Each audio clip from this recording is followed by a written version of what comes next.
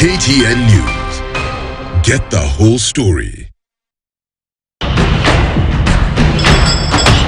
Speaking about that vulnerability, because you look at developing economies, with what is happening right now in central banks trying to tame inflation all over the place.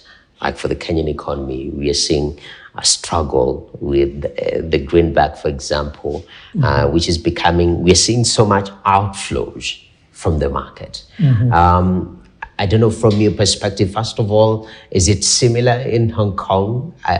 Or what are you doing to sort of maintain that investor confidence?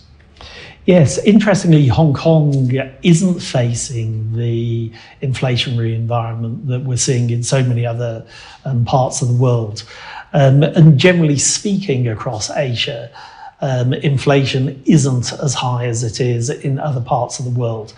I think some of that goes to the economic fundamentals of the region, the demographics of the region. So we're somewhat insulated, perhaps, from the pressures that you're seeing here in Europe and elsewhere. That's quite But of course, interesting. policymakers are acutely aware of the challenges, and inflation obviously is something that can very easily globalize. Yes, definitely. That's quite interesting. Are there some of the measures that you've seen? Of course, this is something that is continual. It's been in the making. If you want to make to manage inflation, it's a long-term game sometimes. But looking at the way the Asian market has been able to sort of maintain inflation, is it something that as developing markets, low-income countries, we can learn from and implement? That's a good question. In all honesty, it's probably beyond my competence. So I'll find you another colleague who's more expert to talk to you about that at some point in the future. Thank you for the honesty. I really appreciate that. But it's very important, as you've said, it's a two-way kind of engagement. We learn from your market, you learn from ours. So for the outlook for the year 2023, talk to me about how this year is going to be investment-wise. And you say, different sectors are booming differently. For somebody who's considering to put their money into the Hong Kong market, what avenues are they looking? What should they be paying attention to? Yeah, well, I think overall, if I look at sentiment in Hong Kong, if I look at sentiment in Asia, it's actually very, very positive. So really in the last 3-4 months, we've seen sentiment move into positive territory almost universally. And I think that is because all of the regional economies have exited COVID measures. And with the movement of goods and services within the region, I think everybody sees a really very strong rebound.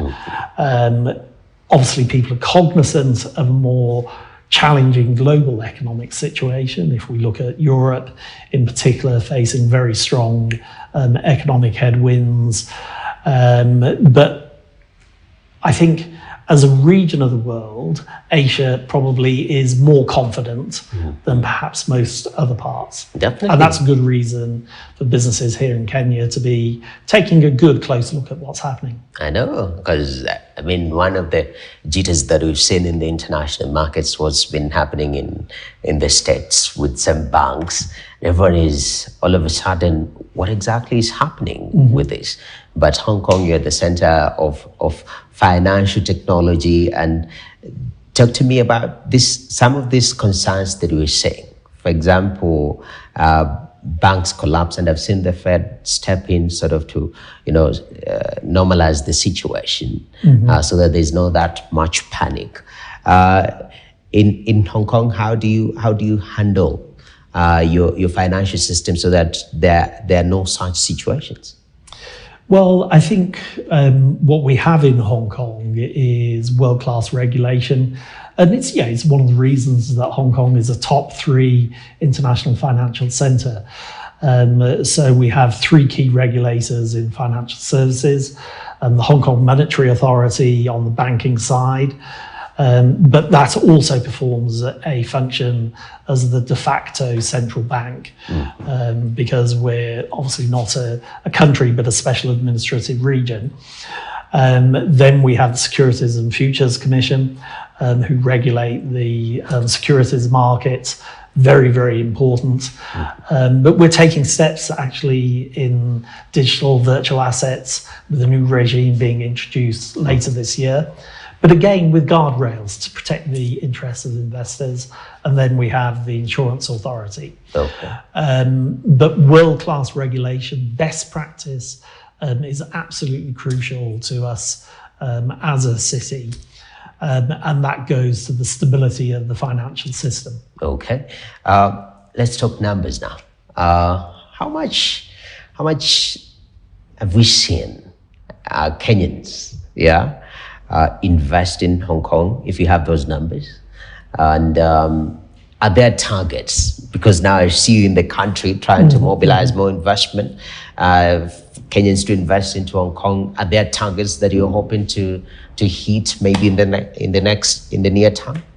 Good question. The volume of Kenyan investment in Hong Kong is not very large, but we see very large potential. Do we have targets? We do internally. They're not targets that we would put in the public domain. Yes. But as an organisation, we have our KPIs. And the fact that we have invested by putting resources on the ground here in Kenya, I think suggests that we think the potential is very real. But it takes time. When people are taking investment decisions, they're not decisions that companies take lightly. So we work with companies over many months, sometimes many years, to help them make those informed decisions. So the fruit of our labours, we might only see in 2 or 3 years down the track. Okay. Some might happen much more quickly. Okay. Depends on the sector. Fintech could be very fast. I see. And I'm glad you're having actually a meeting with a lot of fintech players, which is quite vibrant here, equally in Hong Kong. And I'm looking, is this a Kenya thing, or are you doing sort of a rally across Africa? We have an enhanced focus on Africa. But on this trip, actually, I'm in Kenya and in South Africa. So those are the two markets of highest focus to begin with, where we're going into a very proactive mode. Whereas in the wider picture, we're rather more just looking at responding to the demands from potential investors. But each country has its own advantages and own specialisms. For instance, Egypt, if we look at North Africa, a very vibrant startup ecosystem there. So we go into quite a lot of detail in terms of where we think opportunities are, country by country. Okay. But in terms of scale and scale of potential, here in South Africa, top of the list at the moment. Definitely. Beautiful. As we wrap this up, I know from our conversation, do you feel you've convinced, because sometimes you just need that one person to begin, to take that journey and say, I'm going to look at the Hong Kong market and see what they're all about. Do you feel we've been able to convince an investor to look at the Hong Kong market? Well, I'm really encouraged by many of the conversations that I've had. I think I've met lots of people who are already very well informed, but feel that they need more ammunition to take what is a big decision. But yeah, I'm really optimistic. Yes, definitely. Thank you very much, Stephen Phillips. I know you have a Chinese name. What's the pronunciation again? Fu Zhongsun. Fu Zhongsun, which is quite interesting. Is it a direct translation of Stephen Phillips?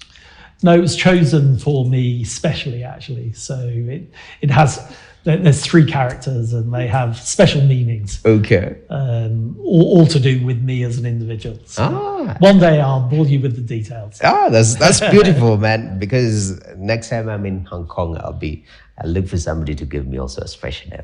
But We'll this is sort that for incredible. you. Thank you very much. Thank you, Okay. Stephen Phillips, Director General, Invest Hong Kong, saying that the market is very bullish, as we like to call it. And generally, the Asian market has been like that. And they're saying investors consider Hong Kong, looking at the fintech sector, very vibrant. Yeah, the financial technology sector, very vibrant. They're saying that's an opportunity, but it's not a one-way street. So there is that exchange of value. Also, there is that responsibility of looking at Hong Kong investors. What opportunities lie for you here in the Kenyan market? So that it's quid pro quo, as they call it. But that has been the conversation on matters investing in Hong Kong. Thank you very much for watching the show. I'm Noki Pimoy. I leave you with the markets.